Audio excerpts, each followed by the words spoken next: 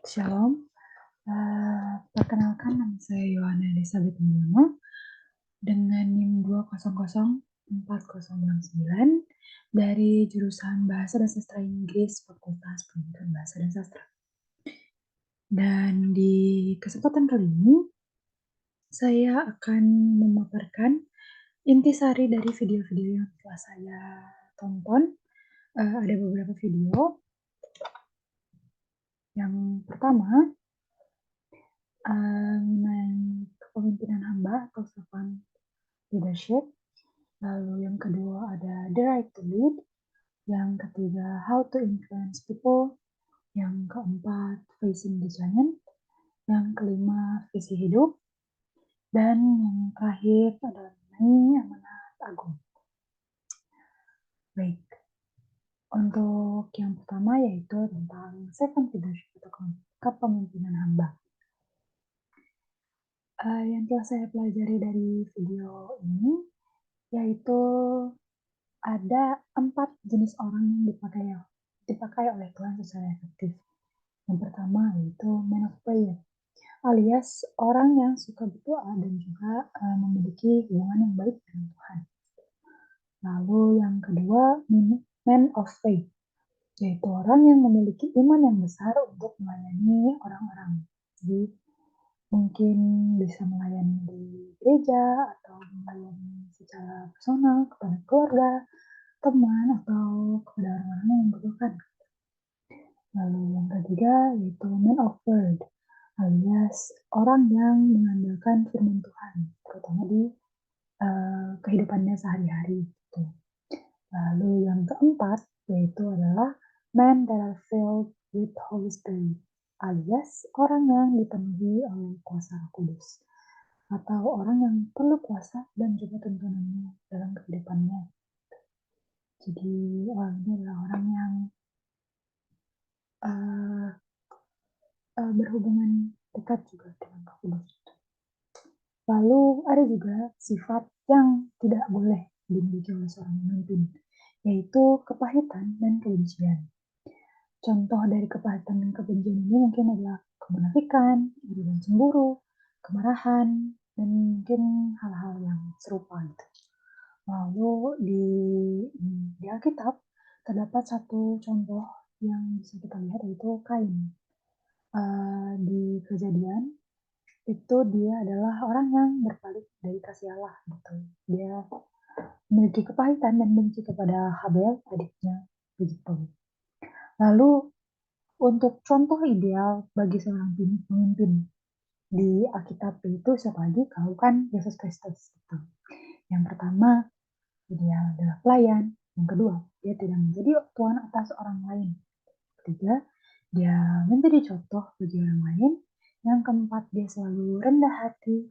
Yang kelima, dia adalah seorang anak yang itu tidak menipu dan juga tidak mengancam. Yang keenam, itu dia tidak ada ambisi buta apapun. Yang ketujuh, yaitu sebagai yang lebih muda. Yang kedelapan, sebagai yang terakhir dan terkecil. Gitu. Jadi dia mendahulukan orang lain daripada dirinya sendiri. Gitu. Yang kesembilan, dia tidak terpaksa untuk memimpin orang lain gitu. Dan yang ke-10 tanpa reputasi. Jadi dia menjadi seorang pemimpin bukan karena kepentingan reputasinya sendiri gitu. Yang ke-11 yaitu sepenuhnya Allah dan manusia. Yang ke-12 dia selalu merendahkan diri dan juga taat. Yang ke-13 yaitu contohnya di kematiannya di kayu salib. Gitu. Lalu yang selanjutnya juga mempelajari tentang anjuran kedewasaan, yaitu yang pertama, kita harus belajar menerima kritik dan biarkanlah orang-orang berkata dengan jujur kepada kita agar itu dapat menjadi sebuah feedback bagi kehidupan kita ke depannya gitu. Lalu yang kedua, teman sejati adalah orang yang mencintai kita dan mengatakan yang sebenarnya. Jadi teman yang benar-benar adalah teman kita itu pasti ingin mengantar kita, membantu kita ke jalan yang benar. Jadi dia akan mengatakan hal yang memang jujur dan sebenarnya gitu, dan bukan direkayasa gitu.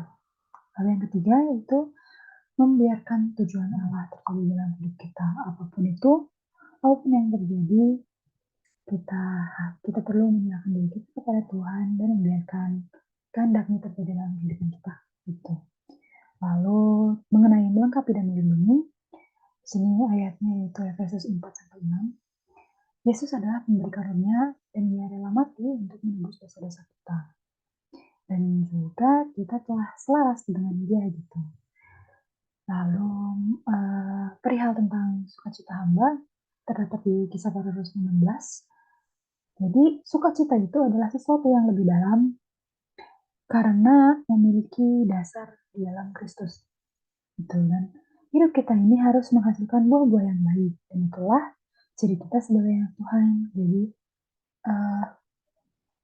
agar kita memancarkan dan menghasilkan hal-hal yang baik, kita juga harus berbuat yang baik agar agar apapun yang kita lakukan itu tujuannya adalah untuk memuliakan Allah. Oke, yang selanjutnya ada tentang the right to lead. Ini masih mengenai kepemimpinan juga. Hal yang pertama yang saya pelajari dari video ini yaitu mengenai pertanyaan, apa yang membuat seseorang berhak untuk memimpin? Di situ dijelaskan yang pertama adalah aksi dari seorang pemimpin itu.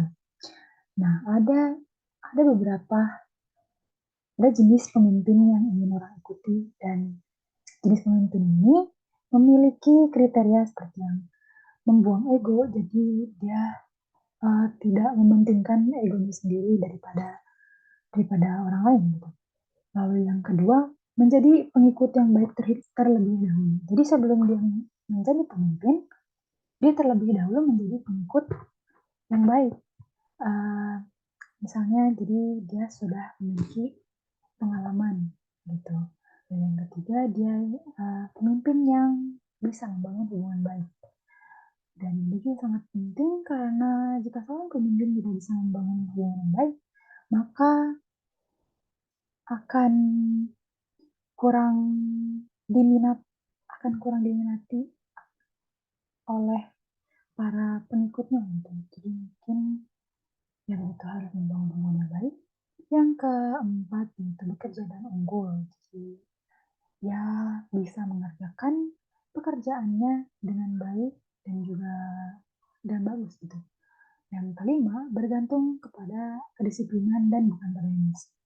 Jadi seorang pemimpin yang baik itulah dia yang disiplin dan juga dapat berpikir dengan kepala dingin. Jadi dia tidak emosi gitu saat memilih sesuatu, ya saat membuat keputusan. Gitu. Lalu yang selanjutnya itu membuat nilai tambahan dalam tujuan, dan yang terakhir memberikan semua kekuatan. Jadi pemimpin yang baik itu yang dapat menguatkan para pengikutnya dan juga dapat mendorong para pengikutnya untuk terus maju gitu lah. Lalu yang membuat seseorang berhak untuk memimpin, yang kedua ada visi. Jadi cara menemukan visi yaitu dengan melihat ke diri kita sendiri, lalu kita melihat di sebelah kita, lalu yang ada di belakang kita, misalnya masa lalu kita gitu, lalu yang di atas Tuhan, lalu yang berada di depan kita yaitu masa depan kita, dan yang berada di sekitar kita saat ini. Gitu. Lalu yang ketiga ada pengorbanan. Yang membuat seseorang berhak untuk memimpin adalah pengorbanan. Contohnya di Alkitab ada Nuh, Abraham, Yusuf, Nehemia, Paulus, dan Musa. Tuh. Pengorbanan di sini adalah pemimpin yang mengambil resiko untuk mengorbankan dirinya sendiri. Nah, yang pertama, mengumpulkan informasi dengan bijak. Gitu. Jadi seorang pemimpin yang ini dapat mengumpulkan informasi dan memilahnya secara bijak. Lalu yang kedua, memahami resiko dari kekuatan, jadi dia tahu apa resikonya jika dia memimpin dan memiliki kekuasaan terhadap sesuatu. Gitu. Lalu melakukan persiapan yang menyeluruh, jadi sebelum dia menjadi pemimpin juga dia harus memiliki persiapan gitu, agar dia tahu apa yang harus dilakukan ketika dia memimpin. Lalu ada berani untuk gagal. Jadi tentu saja pemimpin yang baik itu harus berani mengambil risiko, apalagi berani untuk gagal gitu. Karena kegagalan itu adalah kesuksesan yang tertunda, gitu kan. Lalu memiliki fleksibilitas dan juga mampu mengamati waktu. Jadi harus tahu kapan waktu yang tepat untuk melakukan ini, kapan waktu yang tepat untuk memutuskan hal ini, kayak gitu. Lalu membayangkan apa yang bisa didapatkan dan juga harus memahami apa yang dipertaruhkan saat memimpin itu. Gitu. Lalu juga tetap pada tujuan. Jadi seorang pemimpin harus berpegang teguh pada tujuannya. Karena jika sedikit saja dia melenceng dari tujuannya, dia akan menjadi tergoyah dan hilanglah tujuannya gitu. Lalu selanjutnya memilih motivasi yang benar. Apa sih motivasi dia menjadi seorang pemimpin itu? Dia harus memiliki motivasi yang benar agar kedepannya juga dia menjadi pemimpin yang benar juga gitu. Dan selanjutnya memberikan kemenangan kepada yang dipimpin. Jadi seorang pemimpin itu bukan hanya untuk dirinya sendiri gitu, tapi ia bekerja untuk memberikan kemenangan kepada para pengikutnya juga gitu. Dan yang selanjutnya adalah berjalan lurus dengan percaya diri. Gitu. Lalu yang membuat seseorang berhak menjadi pemimpin yaitu kelima, determinasi seseorang. Seorang pemimpin melakukan determinasi ketika pertama melihat suatu kebenaran. Jadi ketika pemimpin itu melihat ini benar, lalu dia mendeterminasikan pikirannya kepada hal yang benar. Lalu yang kedua, menginginkan perubahan, misalnya dia merasa sesuatu yang salah di sini, menginginkan sebuah perubahan, dia mendeterminasikan pikirannya. Lalu yang selanjutnya adalah menunjukkan keyakinannya. Yang keempat, yaitu ketika menghadapi suatu tantangan,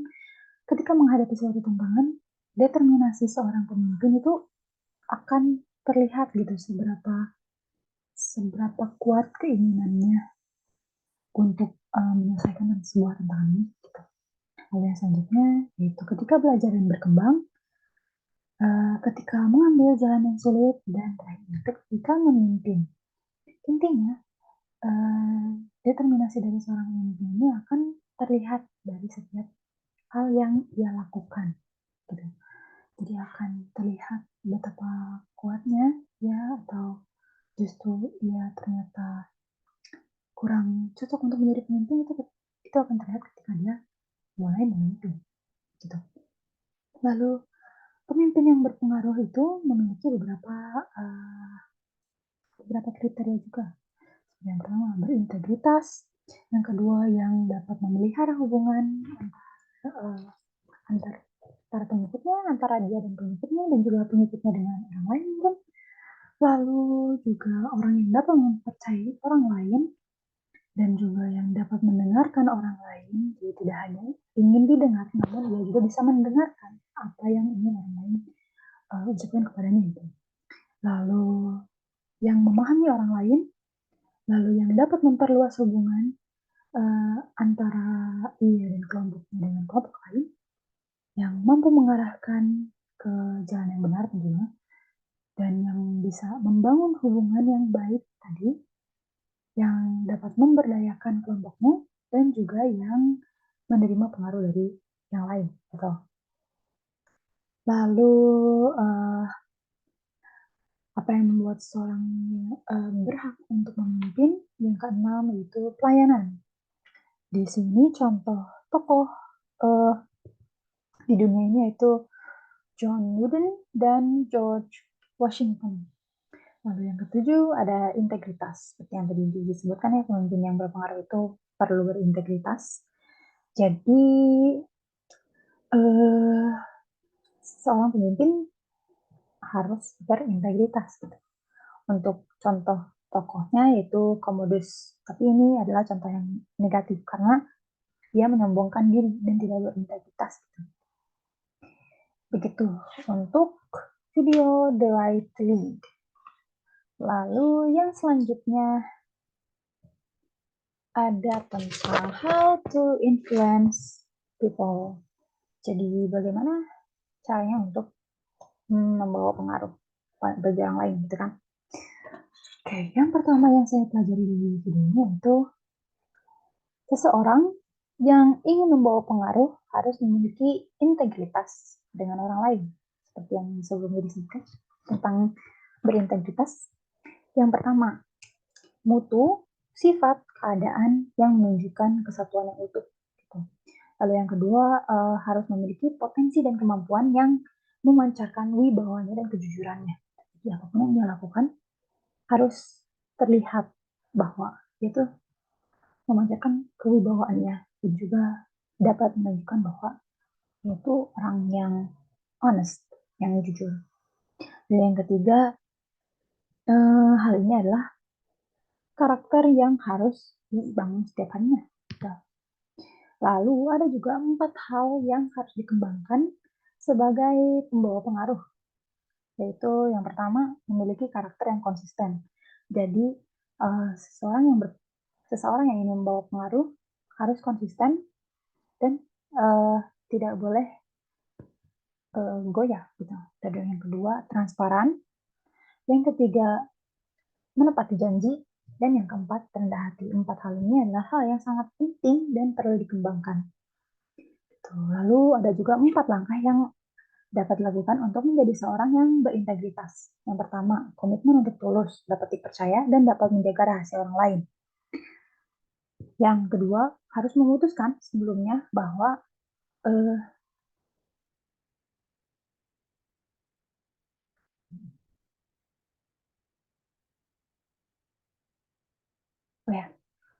lalu yang kedua, harus memutuskan bahwa sebelumnya itu kau tidak memiliki harga gitu. Lalu yang ketiga, kita harus mengutamakan hal-hal yang kecil.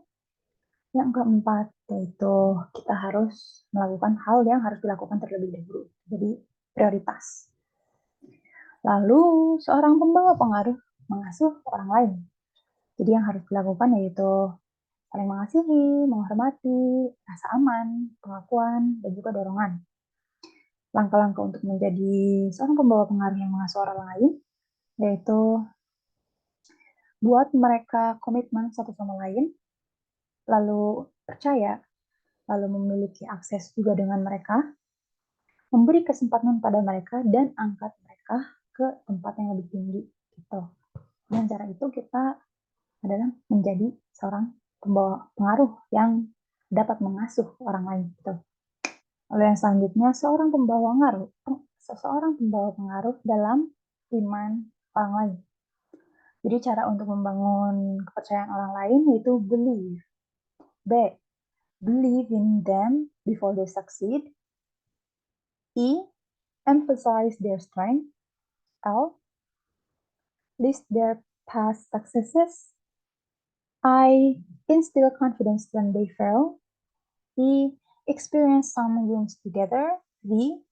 Visualize their future success. E. Expect a new level of living. Jadi percaya kepada mereka sebelum mereka sukses. Lalu juga emphasize kekuatan mereka gitu. Lalu juga kita perlu membuat list dari kesuksesan mereka di masa lampau dan juga menguatkan mereka ketika mereka gagal. Lalu juga merasakan gitu ikut merasakan kemenangan bersama-sama. Lalu juga memvisualkan kesuksesan nanti di masa depan gitu. Jadi, dan yang keempat membuat level baru tentang kehidupan. Gitu. Lalu selanjutnya, seseorang membawa pengaruh dengan mendengarkan orang lain. Yang tadi, manfaatnya dari hal ini yaitu dapat membuat lawan bicara kita menghargai kita, dapat membangun hubungan yang baik juga dengan orang lain, memperluas pengetahuan kita karena kita mendengarkan experience dari orang lain, lalu juga dapat mengembangkan ide atau gagasan kita setelah mendengarkan orang lain, membangun persahabatan, bahkan kekeluargaan juga, dan tindakan yang baik juga untuk membantu orang lain diri sendiri gitu, untuk mendengarkan orang lain gitu. Lalu ada 9 saran untuk menjadi seorang pendengar yang baik. Yang pertama, kita harus memberi perhatian penuh ketika mendengarkan. Lalu yang kedua, kita harus periksa motif dia berbicara ini untuk apa. Gitu. Dia ingin didengarkannya untuk didengarkan saja atau diberikan saran atau yang lain. Gitu.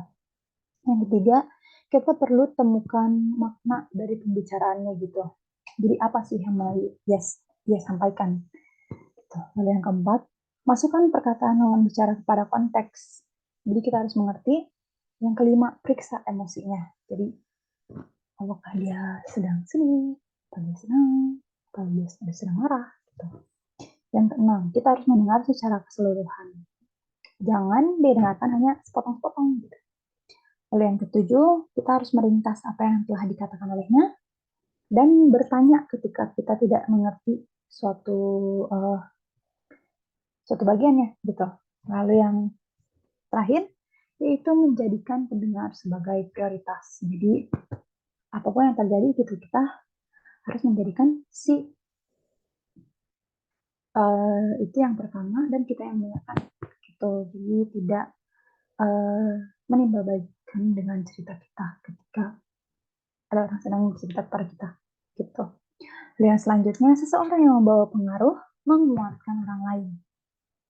Menguatkan orang lain di sini membuat kemampuan orang tersebut meningkat tanpa merugikan diri kita gitu. Jadi kan karena orang tersebut jadi dikuatkan dan dia juga karena telah dikuatkan dia dapat meningkatkan kemampuannya gitu.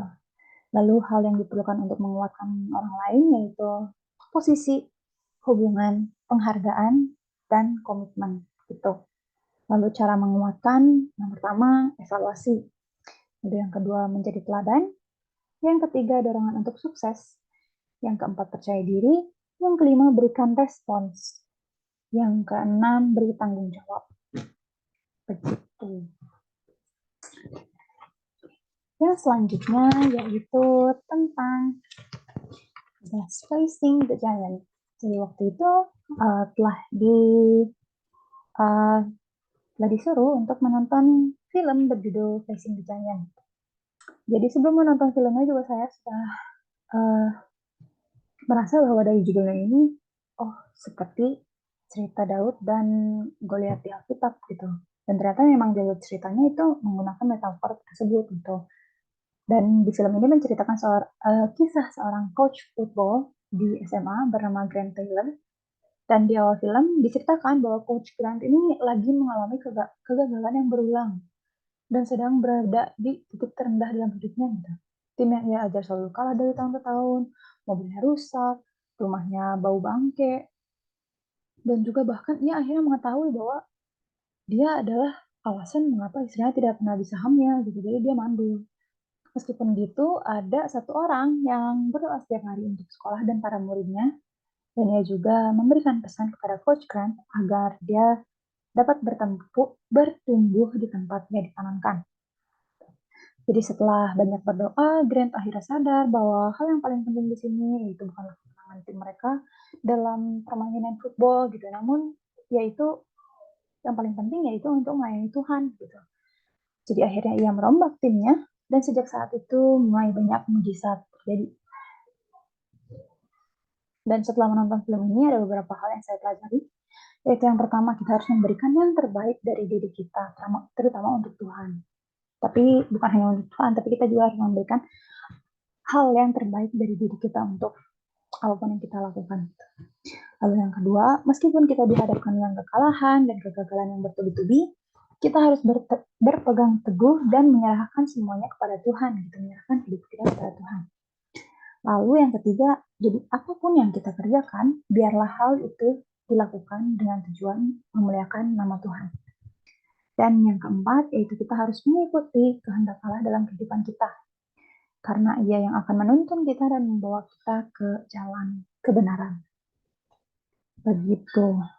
Untuk tugas facing design ini, saya juga merasa filmnya cukup bagus dan pesan-pesan yang disampaikan dalam film itu dapat terlihat jelas dan dapat saya rasakan gitu, apalagi terutama yang seperti kita harus memberikan versi diri kita yang terbaik ketika kita melakukan sesuatu. Misalnya kita belajar di kampus, kita harus dengan sungguh-sungguh gitu, belajar dengan sungguh-sungguh, melakukan hal-hal yang memang sudah kewajiban kita, yang tanggung jawab kita dengan sungguh-sungguh, gitu, apapun itu. Kita harus melakukan hal-hal yang baik juga agar apapun yang kita lakukan dapat terlihat baik di mata orang lain dan juga dapat memuliakan nama Tuhan. Dan juga mengenai yang kita perlu mengikuti kehendak Allah, karena ketika kita berserah pada Tuhan, maka kehendak Tuhan yang terjadi dalam hidup kita. Begitu. Lalu yang selanjutnya tentang visi hidup. Untuk tugas visi hidup ini, kemarin saya diberikan tugas untuk membuat visi, misi, strategi, dan juga ayat pegangan gitu. Untuk visi saya sendiri masih sama dengan semester 1 karena saya masih berkuliah juga.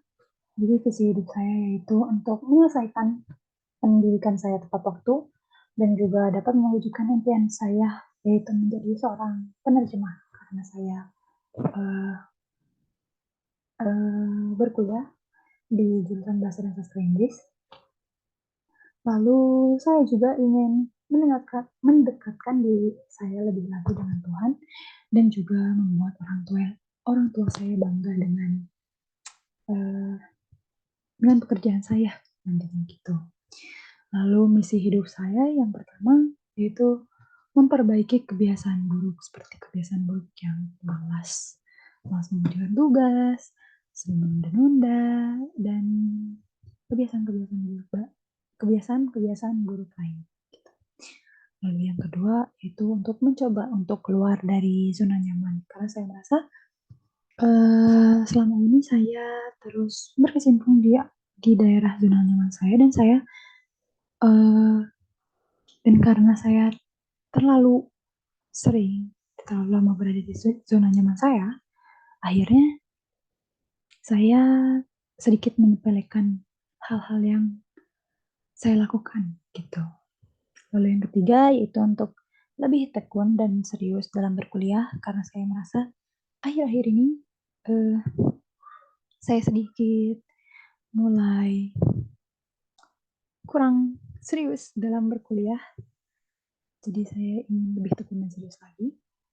Yang keempat yaitu membangun hubungan dekat dengan Tuhan melalui saat teduh dan berdoa setiap pagi, dan juga beribadah ke gereja setiap hari Minggu gitu. Lalu yang kelima, membangun relasi yang baik dengan orang lain. Mungkin saat ini saya sudah mulai membangun relasi-relasi melalui organisasi, melalui mata kuliah SPAK juga gitu. Kemarin ketika saya mengerjakan proyek tugas proyek mayor dan bertemu dengan orang-orang yang luar biasa, yang baik gitu. Dan kedepannya saya ingin terus lanjut membangun relasi yang baik dengan orang lain gitu. Terutama yang Kristen kalau bisa ya. Lalu yang keenam yaitu untuk melayani di gereja. Karena sampai saat ini saya masih belum sempat untuk melayani di gereja, jadi kedepannya saya ingin mencoba untuk melayani Tuhan di gereja. Lalu strategi untuk mencapai misi saya itu yang pertama berkomitmen untuk saat teduh dan berdoa setiap hari gitu, karena saat ini saya masih belum rajin dan belum tertata saat teduh dan doanya gitu. Jadi saya ingin untuk berkomitmen saat teduh dan berdoa setiap hari. Lalu saya juga yang kedua ingin mulai belajar dengan sungguh-sungguh seperti yang tadi saya sebutkan. Lalu yang ketiga untuk mulai mencari pengalaman bekerja. Mungkin sudah ada satu atau dua pengalaman bekerja, namun saya merasa itu masih kurang cukup. Jadi saya ingin mulai mencari pengalaman bekerja yang lain gitu. Lalu yang keempat, mengikuti kegiatan-kegiatan di gereja.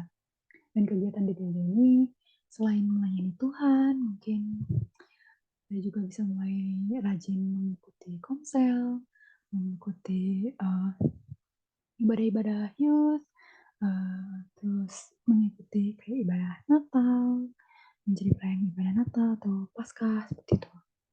Lalu yang kelima yaitu berserah diri kepada Tuhan. Saya juga ingin menyerahkan diri saya kepada Tuhan agar seperti tadi saya sempat bilang, ya agar ketika kita berserah diri kepada Tuhan, maka kehendak Tuhan yang terjadi dalam kehidupan kita gitu. Lalu yang selanjutnya tentang ayat pegangan saya. Untuk tahun ini ayat pegangan saya itu Yesaya 41 ayat 10. Saya bacakan. Janganlah takut sebab aku menyertai engkau. Janganlah bimbang sebab aku ini Allahmu. Aku akan meneguhkan, bahkan akan menolong engkau. Aku akan memegang engkau dengan tangan kananku dan membawa kemenangan. Amin. Ya, jadi itu untuk ayat pegangan saya tahun ini.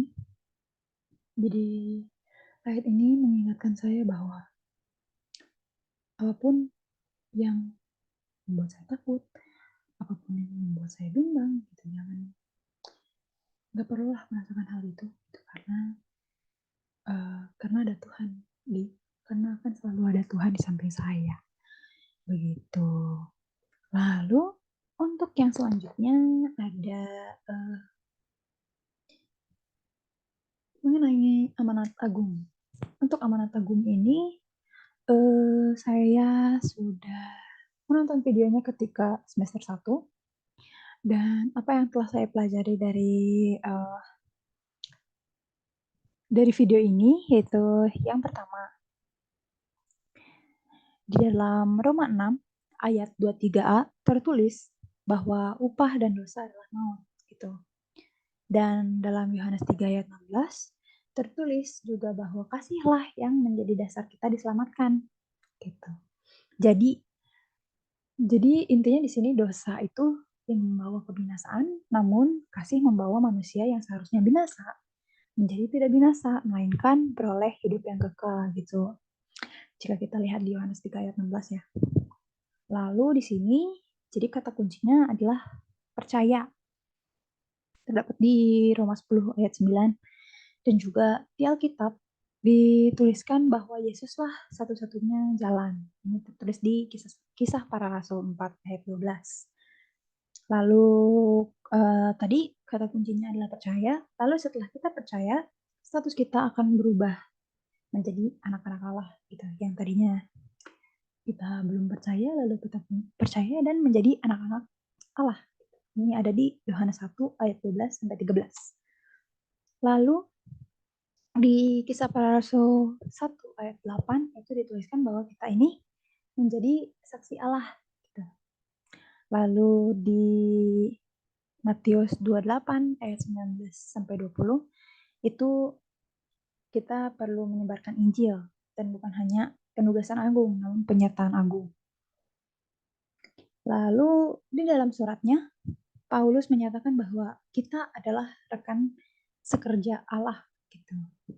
Di 1 Korintus 3 ayat 10 sampai 15, jika dirangkum itu di situ adalah tentang kita, bahwa kita akan menerima mahkota.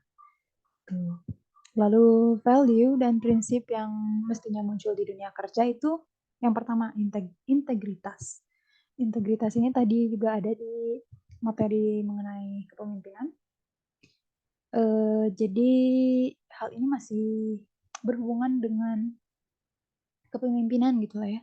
Yang pertama integritas, yang kedua bertanggung jawab, yang ketiga transparansi, yang keempat melayani, dan yang kelima kerendahan hati. Jadi dari kelima hal ini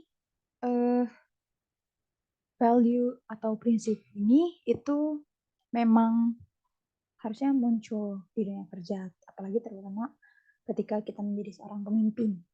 Begitu. Baik, jadi mungkin segitu yang dapat saya